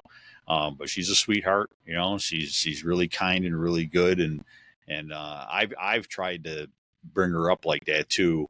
You know, one thing that we do that's nice every year is we donate toys to the Pirate Toy Fund. Mm-hmm. And we've been doing that since she was real little. I think last year was the 9th year that we've done it. She donated 33 toys. The Pirate Toy Fund folks wanted her to be on the news, but they wanted us to be at Eastview Mall at 8 a.m. I'm like, I live in Hilton, and she's not missing school, Right. So, but we didn't do that. But they gave her a hat. You know, she loves it. She wears her Pirate Toy Fund hat. But I've always tried to teach her ways of giving back and being good. You know, even the strangers. I think that karma has a lot to do with my situation too. We're just being a good person. You just got to be a good person. That's it. Be a good person. Hold the door open for somebody, right? Take the cart back from the person at Wegmans and, hey, let me take your cart. You know, just do those little things, right? And you don't have to boast about it. You don't have to tell everybody you did it. Just do it, right? And it's funny. One day I was with Nina and I were out, and I said, you know what we're going to do today? I was kind of talking to her about that. You know, how things come back to you, right? They just will come back. And I said, you know what we're going to do today? We're going to talk about the things we do that are good. We're not going to do anything special, though. We're just going to do what we always do. But we're going to recognize it now, right? So we go into Wegmans, right? Maybe I don't know what I did exactly, but maybe something happened. And then we get in the car. And I'm like, all right, what did we do? That was nice. You know, and we talked about it. And we go to the next spot, right? And we just kind of as we went throughout our day, you know, and as we went from place to place to place to place to place, we talked about things that we did that were good to try to leave that impact. You know what I mean? And sometimes I say to myself, like, you know, look I'm not special, right? In the the trial is still open on me. You know, the cancer can come back. That's why I'm on surveillance. That's why they're monitoring me every 3 months. And you know, I just need to do as many good things here while I can. And then hopefully, I'm just here to continue to do good deeds, right? Not that I'm special, but just keep spreading words of encouragement, right? I think, like I said earlier, being on this platform and allowing to talk about some of these trials and tribulations in my life, maybe someone watching this would be like, hey, you know, I'm about to be a teenage parent. Hey, look how well that guy did. I could do this too. Yep. Right. Or someone who was just diagnosed with cancer, stage 2, stage 3, even stage 4. I mean, they told me, you know, 30 something months ago, I had 24 to 28 months to live. And here we are 38 months later talking about it. Right. So hopefully someone looks at that and goes, hey, you know what? You know, and that's all I can ask for. That's all I can ask for. Just keep doing those good things, you know. Tell our viewers that story you told me off camera about the potential donor, but they ended up finding one in Tampa. Yeah, that was wild. So at least I have proof of that one, right? Because a lot of people won't believe this thing. So I'm a member of this Facebook group page called Man Up to Cancer, and they call it the howling place, where men can go and kind of vent, other guys that are going through cancer, and vent about anything. They're oncologist, you name it, the wife maybe, or whatever, you know, the circumstance was just a good place for other people going through the same thing to vent. And there was a gentleman on there who was going through the same thing as myself, the liver transplant program. He was stage 4 colon cancer patient out of Tampa, Florida. His name's Tim. And he was farther ahead in the process than I was, right? He was looking for a donor, driving around. He was doing everything he could to find a donor. And he put on Facebook one day, he goes, "Hey, I'm going to Rochester and I'm going to meet with the transplant team. And, I'm going up to Rochester." So I just commented on it and said, "Hey, I live here. I'm going through the same program as you. Would love to have some coffee, chat with you." Right. And we ended up getting together. It was in November of 2022. We got together and we just had coffee, spent a couple hours together. It was nice. Had a good conversation, talked about everything we're going through. And then in April, maybe it was in March, April of 2023, he put on that same Facebook page, "I can't believe it. They found a donor for me. I'm going in May 16th or May 14th, May 16th. He goes, and I'm gonna have my transplant. I'm so excited, And I commented on it. I'm like, "Man, Tim, congratulations, awesome. If you need anything when you're in town, you let me know. And we were so excited. And then it was just like I said, just a random Facebook post of him sharing that they found a donor for him and everything was gonna go fine. And like a day or two later, I get a message on Facebook through Facebook Messenger from a Hilton resident here.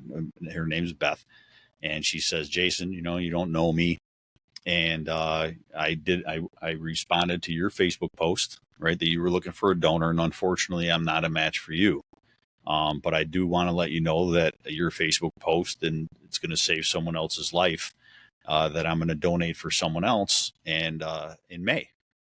Now, as I told you earlier, they've done 26 of these to date. I was like number 19, right? So it's not like they're doing them all the time, So he's May 16th or 14th or 16th, right? She's telling me she's going in May. I'm like, "Oh no," right? I'm like, "No way," right? So, of course, I responded back, told her how appreciative I was of her, which I still am. It's amazing that she's just a stranger and decided to try to do this for me. It's just unbelievable.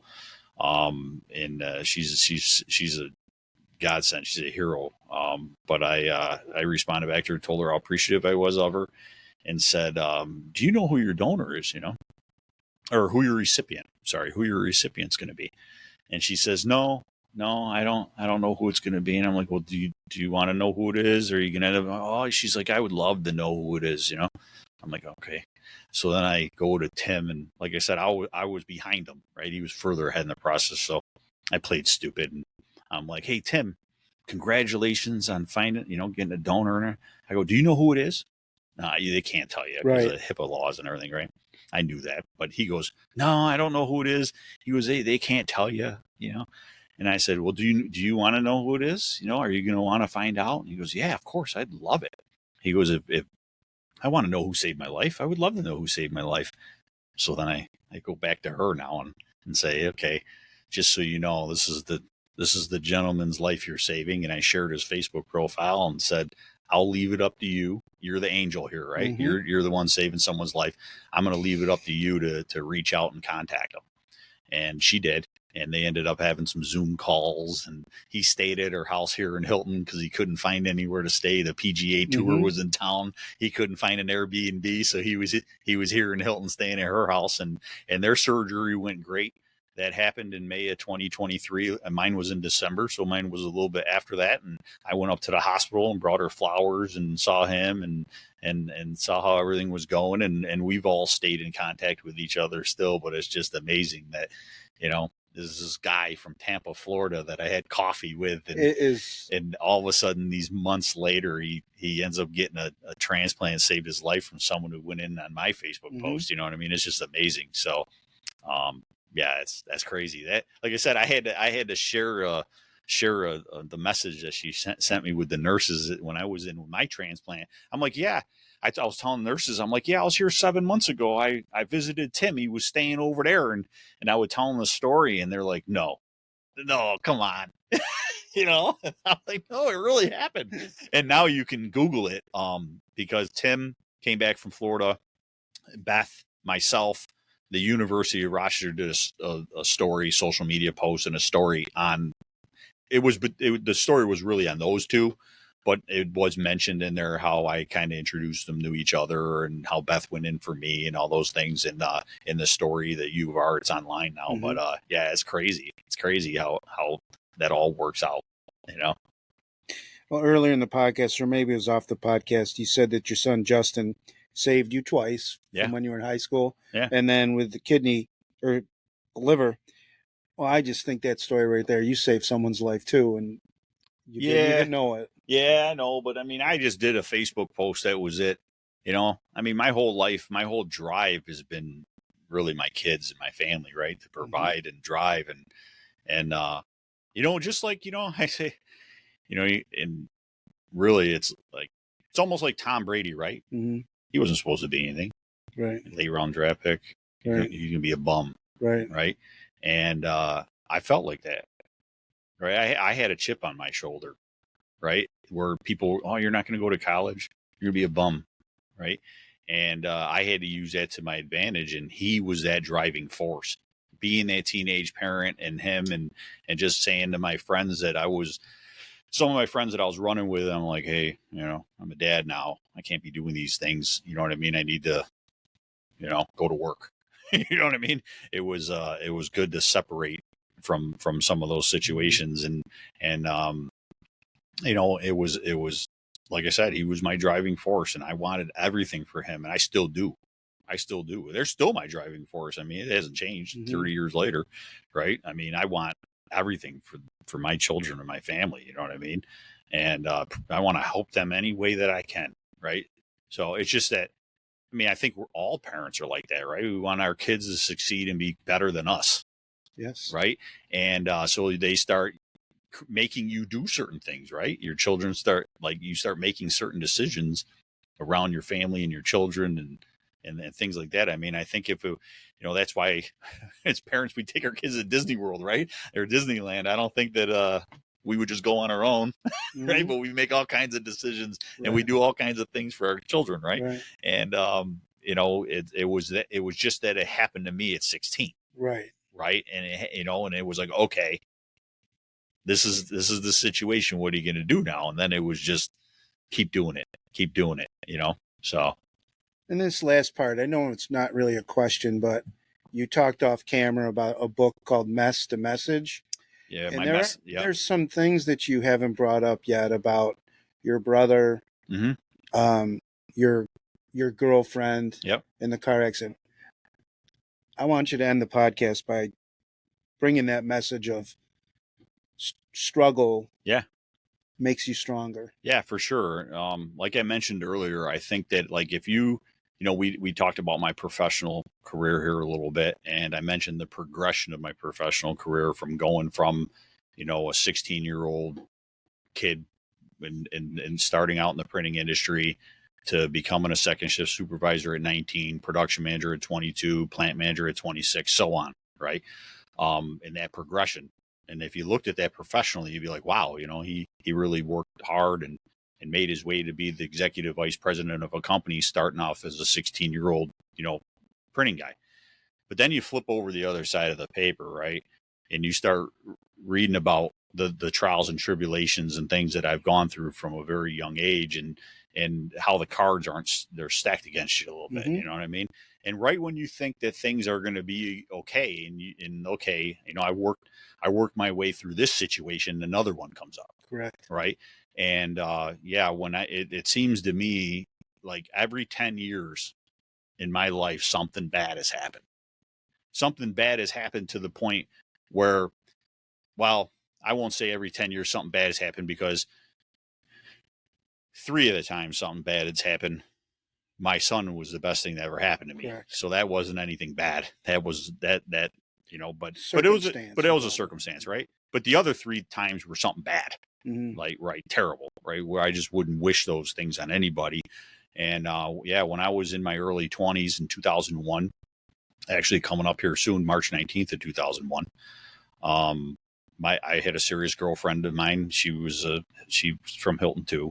she was a little bit younger than me. I think she was like 96. She class of 96 or 97.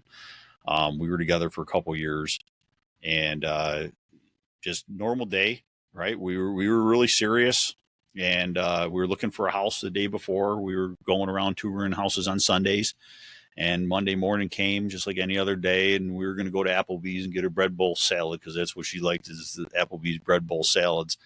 And woke up and said have a great day, and never spoke to her again. She went to work. She got off at the exit up on Ridge Road, and the light turned green, and she pulled out, and the guy ran a red light right through the bridge there, where they've changed the lights now. I actually worked with Senator Robach back in the day and had the lights changed. There used to be only 2 lights there. Now they dropped them down. They put in strobes. They put in signs. They did a lot of things near that intersection to stop that from happening again. So we were able to make that happen. But guy ran a red light, T-boned her. She ended up having a traumatic brain injury. She was in the hospital system for a very, very, very long time. It was over a year before she was able to come home, and she came home. Her parents lived Westwood Toma Beach Road, brought her home, put a wheelchair lift on and everything, got a van with the wheelchair lift in it. They had some benefits for her back and around Josie Waverly, did some benefits for her back in the day and everything. And she 20 years, her father took care of her, parents took care of her. Her mother passed away around probably, I think, 12 or 13 years after the accident. She had a heart attack, passed away young. She was in her 60s when she passed. And then actually she might have been in her late 50s, to be honest with you. But she was young. And then her father took care of her until she passed away in 2021.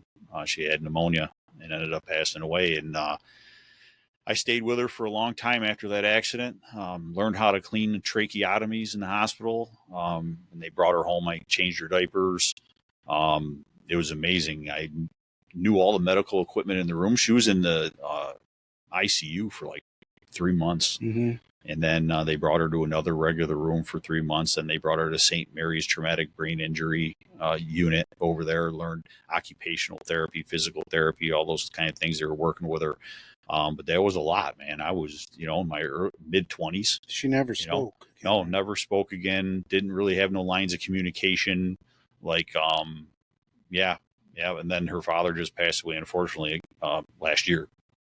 So, but he would, like I said, he was a man. I have so much respect for that guy. It's crazy, someone who did 2 tours in Vietnam and took care of his daughter like that for 20 years and didn't put her in the hospital system. And just, I mean, that was his world.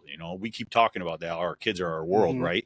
And he took care of her all the way. And then he really didn't get to enjoy anything himself, because right after she passed, it wasn't long before he ended up passing. And, the whole family's together now, right? All 3 of them are together, and there were no other siblings or anything, and they're all together now. So, but yeah, that was tough, and then, it happened in 2001, I was in my mid 20s. And then when I was 38 years old, my 44-year-old brother died of the flu, and that was unexpected. Like, he got the flu, and he was diabetic, so he was immune compromised a little bit, but, he was in the hospital, and flu turned pneumonia, pneumonia turned sepsis. They call it acute respiratory distress syndrome. And he ended up passing away. He was 44 years old when he passed away. And I had my 2 nephews and my sister-in-law and everything, and had to deal with that. And, even as I mentioned off camera, 4 months prior to that, my mother-in-law passed a 70 of a sudden heart attack. And, she went to the doctors on Halloween, and then December 3rd, she passes away, and had a full physical a month prior. And, all of a sudden, a month later, she passes away of a heart attack at 70. And when she passed away, our daughter was 10 months old, right? She was only 10 months old, and we were on this high, right? That, now it's like, it was different, right? I'm in my late 30s, having a child at 37, right? And you have money, right? And you have your career is established. It's not as tough as it was the first time. And we were on this all-time high, you know what I mean? And, I've even mentioned this, I was talking to someone yesterday, and, we didn't end up having any other children after that, because I don't know. I think the trauma of losing my mother-in-law and losing my brother just it was a lot, man. You know what I mean? And it was like, and that was tough. So yeah, like I said, I mean, look at being a teenage parent and kind of having things stacked against you right from the get-go, and then being in my mid-20s, and that was March 19th of 2001 was her accident, and then March 8th of 2014 was my brother passing away, and then in January of 2022 finding out at 46 I got stage 4 cancer. It's like every 10 years something bad happens. But like I said earlier, see, I'm still sitting here, right? The plane, we went through some turbulence, right? A little bit, right? At those times. But I hit turbulence and then it smooths out, and then you hit some more turbulence and things smooth out, and you hit some more turbulence and things, right? It's going to be okay, right? Everything's going to be okay. And yeah, the book that I just bought it's my mess is my message. And, I've sure had some messy times and some tough times, and I've worked through them, and I'll continue to work through them, and they'll continue to scan me and monitor me, and having the liver transplant now and being on the medication and causes damage to your kidneys and things like that. I really, to be honest with you, I mean, not to try to end this podcast on a Debbie Downer, but it's the truth. Like I don't have any future plans anymore. Like, I wanted to have some rental property, and I just won't buy it now. And, thought about, when I'm retired, or get a place in Florida. And, you think about those things. Right. All those things to me now are off the table. Mm-hmm. Right. Maybe I'll get there. Mm-hmm. And you know what? And like I mentioned, 5 years ago, they weren't doing this transplant. So 5 years ago, I would have been gone. I wouldn't be sitting here talking to you. And 5 years from now, especially with the emergence of AI and things happening the way that it's happening, they could have something that makes it where I'm not on this anti-rejection medication anymore. They start mixing up DNA and getting crazy, who knows, right? So maybe I do end up getting a place in Florida someday, but for now, I'm just going to say, hey, you know what? I probably got a good solid 10 years. Mm-hmm. You know what I mean? And I really don't think I'm going to be a 90-year-old guy anymore, or 80, 90-year-old guy. I get the 60, 70, fine. I just want to be here. I want to see my daughter graduate. I want to see my son, get married, maybe have kids or something like that, whatever. Just go through those things. I just want to spend more time with them. I don't even care if it's having kids or any of those kind of things. I just want to have fun with them. I just want to sit in the driveway and just talk. Right. You know what I mean? And in the summertime, get the lawn chairs out, let the sun hit you a little bit, sit in the driveway and just, hey, I have great conversations with my son about, I'll call him and how's your day? How's work going? How's everything going? And just having good conversations with him. That's all I really want to keep doing, is having those good conversations with my wife, both my children, my parents, my father. Like I said, I spoke with him yesterday, and he hit a pothole. So Justin and I had to go. I can't lift anything. I just had double hernia surgery. Right. So I had to call Justin. Justin had to go over there and fix the tire for him in Wegmans parking lot a couple weeks ago. But yeah, it's just those conversations and spending time with each other. You just got to keep doing that. You know what I mean? And that's it. Like I said, I appreciate you having me here and being able to share my mess, with the world and with the people. And like I said, I mean, being on this podcast in particular, and the folks in Hilton seeing it, a lot of people went in to be my donor. You know what I mean? And the way this community rallied around that, it could have been, put it this way, not that it could have been a lot more than it was. It's just that I just put my head down and said, no, we're not going to do that, with the Jason Strong t-shirts and all the meals and all these things that folks wanted to do. Mm-hmm. They wanted to do it. And I said, no, because I'm going to get up and go to work tomorrow. We're just going to go on with our regular life. We don't need any of that. You know what I mean? But, when I had my transplant, it didn't matter. People were dropping off food. You know what I mean? But seriously though, and you just see people and they're like, hey, how you doing? Coach Bop, right? I mean, geez, that's who got in touch with me. He coached me in 1989. I was a freshman, he coached for the freshman team back then in 1989, and just getting a text from guys like him every once in a while. And, how are you?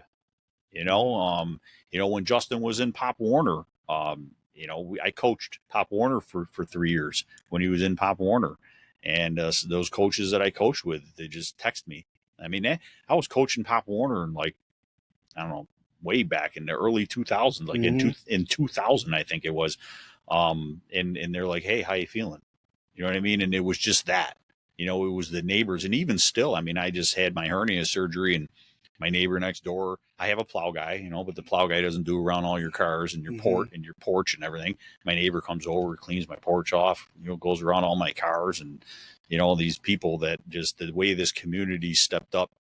I go into the Hilton family restaurant. Gus comes out from the back and from cooking and says, hey, how you feeling? Right. How you doing? You know what I mean? And just being in the community and having all those people check in on me is very humbling too, But I'm like I said earlier, I'm nothing special, I'm just a regular old guy, a neighbor, I'm just a neighbor and a friend and someone who just tries to be nice to people. And, it's nice and having that kind of community feeling and everyone checking in on you and just making sure you're okay and checking in on your family and helping too when I was going through my surgeries, and helping my wife, babysit my daughter or whatever, helping my wife, talking to my wife. That was tough on her too. You know what I mean? It is tough on her. I'm not going to say it was, it is, it still is, because just like I'm a little uncertain, right? I mean, I'm going through these scans every 3 months and, they recently found something in me too, on my last scan, when they did the hernia surgery, they took something out. So that was the one little tiny lesion that right now the doctors are saying, is it reoccurrence? Is it residual? It was on an 11/23 PET scan that they had. It was really, really, really tiny, so you couldn't see it, but it was there. So I'm lucky they didn't see it, because if they saw it on my 11/23 PET scan, they wouldn't have did my transplant. Right. Because as I mentioned earlier, if there was cancer anywhere else, the transplant was off. It was off. So when I had this little, it was in my inguinal hernia sac is where it was. It wasn't next to any other organs, which is good, right? Because it wasn't like touching up against anything. So we're just that's what I'm dealing with now. They're having a meeting on Friday and they're all going to talk about it. And who knows, maybe I do a little radiation or go back on chemo for 6 more months or whatever, you know what I mean? It's going to be whatever it's going to be.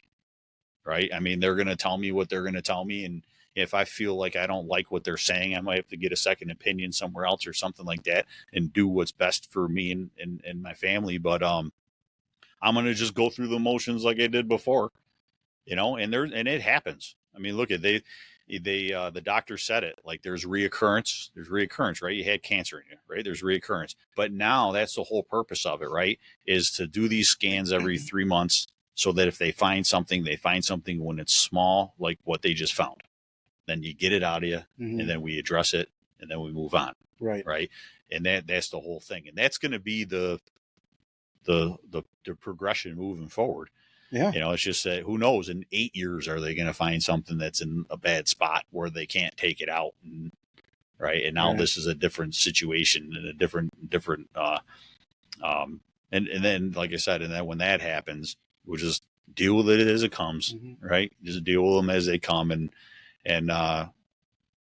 like I said, that's the message, right? And the message is like I said earlier, is that if someone is diagnosed with cancer and they're going through something right now, hey, it'll be okay, right?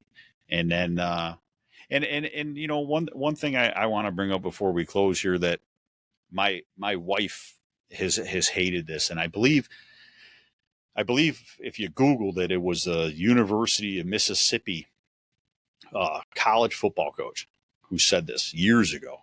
I've been saying this for a long time, well before my diagnosis. Actually, it popped up on a Facebook memory. I got the Facebook memories. A Facebook memory popped up. I think it was like 2013 or 14 when I first shared it. And it was about the Mississippi football coach said, in short, right, that you have to live your life like how you're going to be judged at your wake. Right. Right. And what he was saying about that is that if you died today, is there going to be a line at your wake? right? Are people going to care enough about you that you affected their life in some way, shape, or form where they need to pay that final respect to you, Mm-hmm. right? Or are you someone who is driven by materialistic things, Mm-hmm. right? Which Steve Jobs said it the best, right? There's no reason to be the richest man in the cemetery, right? Right. That when you pass away, people are not going to, they won't remember what car you drove, right? They won't remember how big your house was, right? And how much money you have in the bank doesn't matter to anybody, Mm-hmm. right? But if you're a good person, right? And maybe you helped your neighbor, you let them borrow tools, whatever, right? You mowed their lawn for them when they're sick. Let's look at my neighbor helping me out now with my driveway, right? If you're a good person and you do the right thing and you try to, even at work with your colleagues, try to motivate them, teach them, you know, get them going, right? Then you're going to have a long line at your wake, right? And that what you need to do is really work backwards, you know. And when I shared my story about my cancer, I kind of kept it away from the business world for a while because I didn't want people to say, oh, well, this guy's ill and we can't do business with this company now. And we can't give them a loan.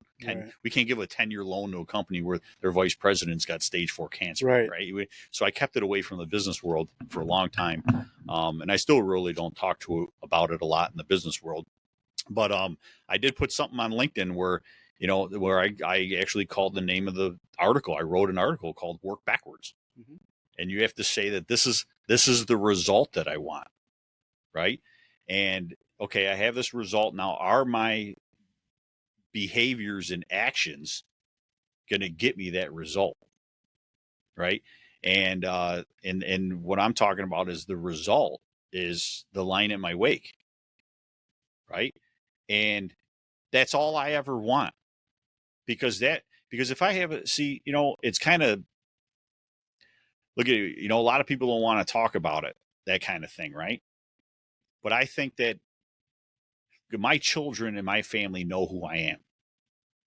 But I think when they're standing there at the end, right, and all these people show up, they don't even know who they are. Right.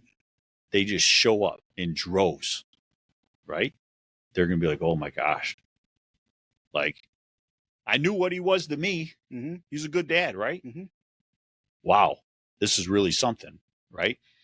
It puts that into perspective a little bit. And I don't do the things I do for that line at my wake. But when I make decisions and say, okay, is that gonna help me or is that gonna hurt me, right? And sometimes, you know, there's people out there that they work really hard, they backstab people, they lie, they cheat, they steal, they do things in business that aren't right, they make a lot of money, and then they die. And they got a big house and a fancy car and a big bank account, and no one comes to their funeral. Mm-hmm. No one. Mm-hmm. Not one person shows up. And what does that tell you about that person? Right? What does that really tell you about that person when it ends up like that, right? So I try to say to myself, okay, you know, I just want to be a good person, right? I don't care about the rest of the stuff, right? I just want to be a good friend. I want to be a good father. I want to be a good neighbor. I want to be, you know, just be that guy. You know, I'm not trying to be, you know, I'm not, you know, perfect by any sense. You know what I mean? But I just try to be a good friend. You know what I mean? And just try to be like that. There's too much negative in this world. You know what I mean? Where it's too much of it. Right. So if we can be a good person and just try to help someone out, we can help someone out or do the right thing or say thank you to somebody. You know, I mean, it's amazing to me. Like I've been to dinners before, you know, where I'm with a bunch of high level people. Right. And we're having, you know, real fancy dinners. They're bringing the lemon towels and everything, right, to wash your hands when you're at the table. Right. And the servers, no one says thank you to them. Right. And I'm sitting there thanking them for everything. They put new silverware down. Hey, thanks, man. Appreciate you. Right. You know, these guys, they feel entitled. Right. Like they're supposed to be doing that. And come on, that's not what it's all about. You know, I walk around the store sometimes, you know, when I'm in the store and I say to myself, I walk around and I'm like, you know, just waiting to see a bad situation happen so that I can help someone. Like you think like that sometimes, you know what I mean? You're like waiting for a can to fall or something. You're like, you know, it's like you're on edge, but you know, no, really, I just, you know, that's all I want at the end. You know, I want my, you know, kids to feel like you know, in my family in general, you know what I mean? Just, I want them to know that I love them And you know, and like I said, they're my driving force. And then I want anyone else who's going through something bad to understand it's not as bad as they think. Mm-hmm. You know what I mean? And they can work through these things just like I work through these things, you know? So. Well, Jason, your story I knew was inspirational just from what Coach Bopp had told me. And over the course of this podcast, I've learned so many things and so many different mantras and from going from being a young dad to your work ethic and then a health scare, which, as you said, you're going through one right now, and it's always going to be in the back of your head. Mm-hmm. But you have your family in mind, and time is something that we don't know how much we have left. Yeah. You don't get it. You don't get it back. You don't get it back. And, you know, there are unfortunate times I speak to somebody and I'm like, today, I'm like, I don't know how long we spoke, but I got so much out of this. And I'm extremely grateful, Yeah. Thanks, Jason Colline, for having you on. Thank you. You're not full of self-pity. You're looking forward, and I look forward to having this up and for people to read and listen to your story. You know, I thank you for being on the Big H podcast. No, thanks for having me. Please follow me on X at Michael Heiss 17 or on YouTube at the Big H podcast. Our future guests include Jerry Pickett, Tim Ann, and even a World War II veteran, Hank Ross. Folks out there, have a great day. Share this podcast. And Jason Colline, again, it's been a pleasure. I appreciate it. Thank you.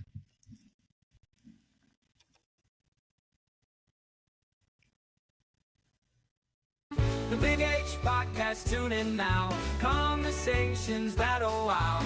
Laugh and learn, stay a while. Let's explore that Hilton style. From the highs to the lows, every story just explodes. Mike's got questions on the go, diving deep from head to toe.